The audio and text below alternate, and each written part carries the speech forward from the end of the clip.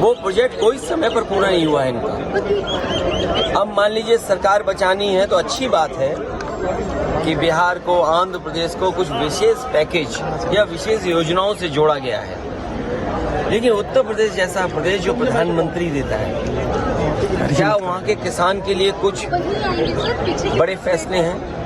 किसान की फसल की पैदावार, उसकी कीमत के लिए क्या कोई इंतजाम है? कहने को तो याद होगा आप सबको कि पिछली बार कहा था कि मंडी और एग्रीकल्चर इंफ्रास्ट्रक्चर के लिए स्ट्रेंथन करने के लिए लाखों करोड़ रुपए हैं। अगर वो इंफ्रास्ट्रक्चर स्ट्रेंथन हुआ था तो इसका मतलब किसान की आय दोगुनी होनी चाहिए या किसान की आय बढ़नी चाहिए थी, वो तो नहीं बढ़ी। तो किसान के साथ संकट पैदा किया इन्होंने। बेरोजगारी इन्होंने बढ़ाई है। 10 साल में जो इतनी बेरोजगारी बढ़ गई उसको कैसे कम करें, और वो भी आधी अधूरी नौकरी से। आप 2 साल की, 1 साल की या कुछ ट्रेनिंग करा करके नौकरी या रोजगार का सपना दिखा रहे हैं। देश का नौजवान अपना भविष्य बनाने के लिए पक्की नौकरी चाहता है, और फिर जो आधी अधूरी नौकरी है, क्या उसमें आरक्षण होगा? तो आपने सुना अखिलेश यादव जो कि इस बजट पर अपना रिएक्शन दे रहे थे, और धर्मेंद्र जी वो कह रहे हैं सरकार बचाने वाला बजट ला दिया है।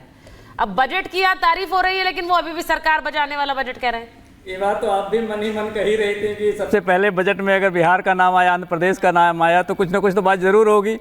बात ये है कि इस देश का जो सबसे बड़ा प्रदेश है उत्तर प्रदेश, क्या उत्तर प्रदेश के इंफ्रास्ट्रक्चर का डेवलपमेंट किए बगैर इस देश को विकसित राष्ट्र बनाया जा सकता है?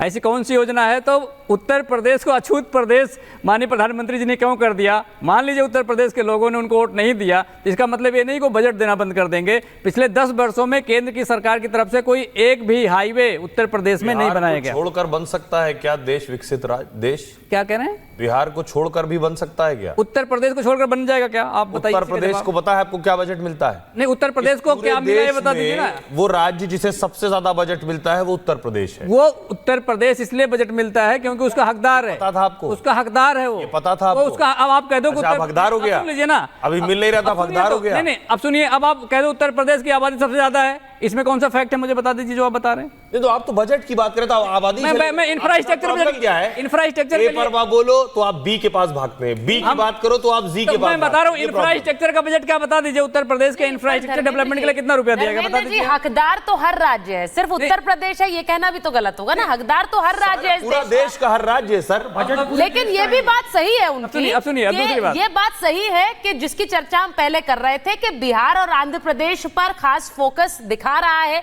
कि ये जो सरकार बनी है उसका ध्यान रखा गया है। प्रकाश जी के पास 10 सेकंड एक बार प्रकाश जी के पास। हाँ, एक मिनट, एक बार जरा प्रकाश जी के पास चलिए। 10 का कंट्रीब्यूशन होता था, केंद्र सरकार का 90%, 10% स्टेट गवर्नमेंट। यही चाहते थे आप लोग? यही तो हम आपको बता रहे हैं कि हम लोगों ने न अपना लाइन डाइल्यूट किया है न बदला है। हम लोग सब दिन से कहते थे कि विशेष राज्य का दर्जा इसीलिए न मांगते हैं जो केंद्र सरकार से विशेष सहायता मिलती है, और क्या होता है। लालू जी कहते हैं कि हम लेके और अब लालू जी ले लेंगे। लालू जी अपने तो यूपीए में मंत्री थे, तब तो बिहार के इस मांग को हमेशा खारिज करते थे। आज अब बोल रहे हैं तो अब लालू जी हैं तो बोलते हैं।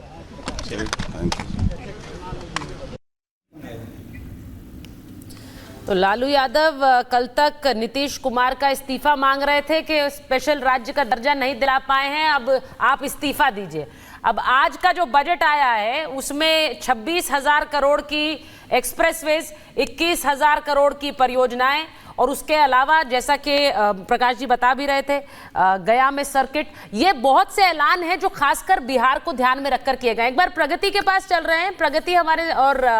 प्रगति हमारे साथ जुड़ी हुई है, पुनीता उनके साथ भी कुछ मेहमान है। प्रगति, जरा इस बजट पर रिएक्शन लीजिए, क्या कह रहे हैं ध्रुव जी? बिल्कुल, हमारे साथ स्टूडियो में ध्रुव पाठक जी मौजूद हैं जो कि राजनीतिक विश्लेषक हैं। ध्रुव जी, सबसे पहले तो देखिए, हम यहाँ पर चार्ट के जरिए भी लगातार टीवी स्क्रीन पर दिखा रहे हैं टैक्स स्लैब को लेकर सबसे पहले आपका एक रिएक्शन।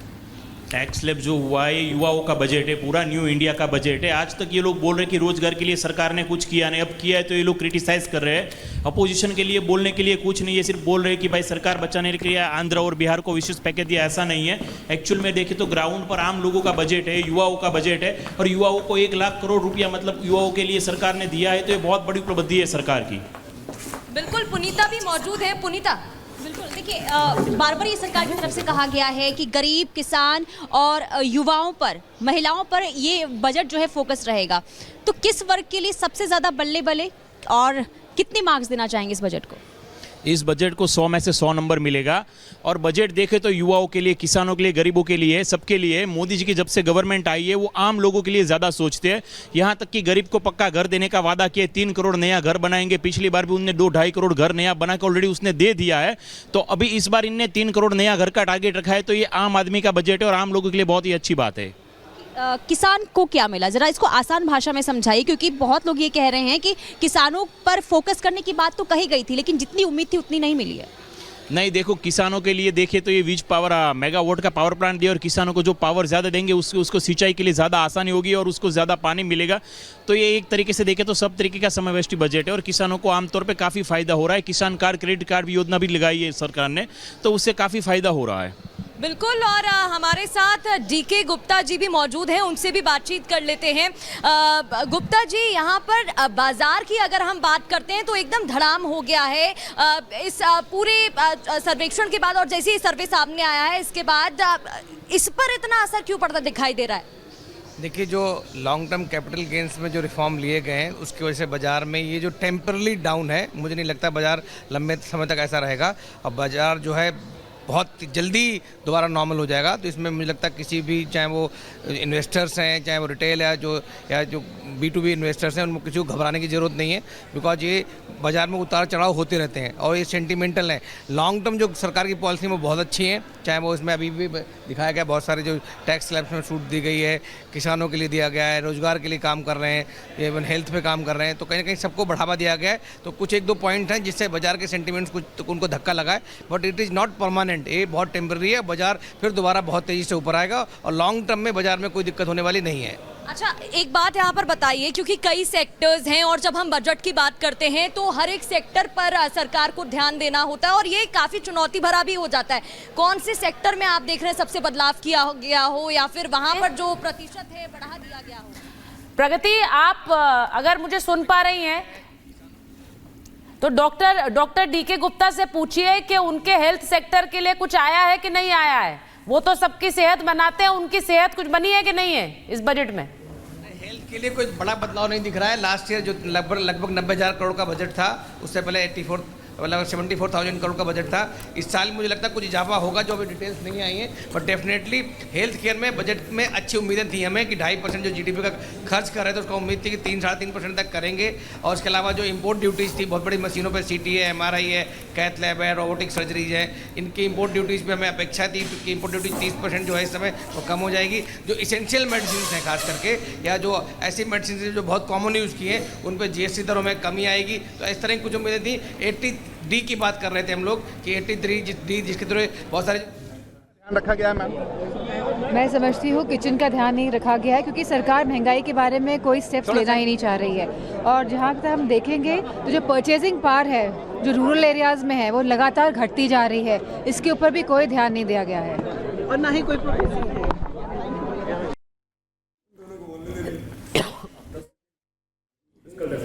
तो आपने सुना डिंपल यादव की भी प्रतिक्रिया सामने आई है। डिंपल यादव और साथ ही साथ अखिलेश यादव यानी समाजवादी पार्टी सबसे पहले इस बजट पर रिएक्ट करने वाली, अभी बाकी राजनीतिक दलों का रिएक्शन नहीं आया है, यहाँ तक कि बिहार की पार्टियों का भी रिएक्शन नहीं आया है मानी, लेकिन अखिलेश यादव ने सबसे पहले रिएक्ट करा है इस बजट को लेकर। अब एक बार आप बोलना चाह रहे हैं, जिंदर जी बोलिए। मैं मार्क्स दिए थे 90-100 में से, अब डिटेल स्टडी के बाद मार्क्स रिवाइज करना चाहूंगा 95 मार्क्स। क्यों? क्योंकि फिस्कल डेफिसिट, सरकारी घाटे का टारगेट कम किया गया है 4.5% मात्र 2024-25 के लिए। बहुत बड़ी अचीवमेंट है। निर्मला सीतारमण जी को बधाई दूंगा। हर सेक्टर को लड्डू पेड़े रेवड़ियां दी गई हैं, एलोकेशन दी गई हैं और घर का धन भी बचा लिया गया है।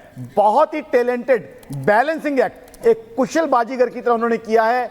गिफ्ट्स दिए, सॉफ्ट्स दिए, इंसेंटिव्स दिए, रूरल इंडिया के डेवलपमेंट के लिए पैसा दिया, यूथ के लिए एलोकेशन की, हाईवेज इंफ्रास्ट्रक्चर के लिए एलोकेशन की, इनकम टैक्स कम कर लिया। उसके बाद भी सरकारी घाटा आज के ग्लोबल स्लोडाउन में भी कम का टारगेट रखा है। तो मेरी ऑर्गेनाइजेशन आकाशइंदर.in की तरफ से पूरा मुबारकबाद सरकार को।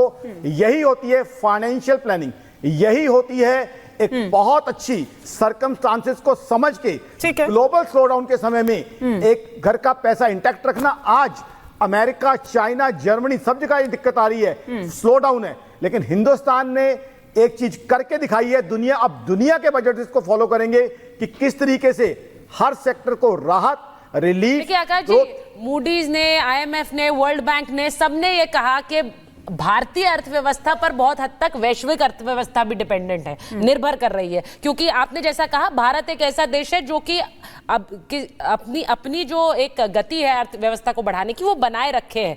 अब ऐसे में आपने जो बात बोली है कि हर सेक्टर में एक मुनाफा करके देना या फिर एक ऐसी पहल करना जिससे फायदा पहुंचे, ये बड़ा मुश्किल हो पाता है।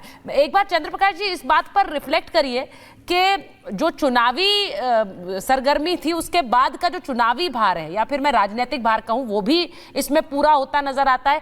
फिस्कल डेफिसिट 4.9 से 4.5 ये बहुत बड़ी खबर है, वो भी होता नजर आ रहा है। रोजगार के नजरिए से 4 करोड़ 10 लाख नौकरियों की बात कर रही है वित्त मंत्री, ये भी बहुत बड़ी बात। चाहे वो इसमें एक चीज और मैं जोड़ देता हूं, जो बिहार जो चुनावी मजबूरियां गिनाई जा रही हैं कि आंध्र प्रदेश और बिहार को इसलिए पैसा ज्यादा दिया गया क्या उनके लिए स्पेसिफिक घोषणा की गई है। ये पूरा बजट नहीं पढ़ती है वित्त मंत्री, इसमें अभी सारे जो कह रहे थे यूपी को कुछ नहीं मिला, यूपी को जो मिला उसको जब तक बिहार की चाहे सरकार किसी की भी हो, नरेंद्र मोदी जी के ये जो बेईमानीपूर्ण जो बिहार के बोली लगाने का जो ये है वो हम लोग नहीं चलने देंगे। बिहार को विशेष राज्य के दर्जा से कम कुछ भी नहीं चाहिए। ये थे आरजेडी और बीजेपी के विधायक, इन्होंने ठीक है चंद्रप्रकाश जी आप कंप्लीट कर लीजिए फिर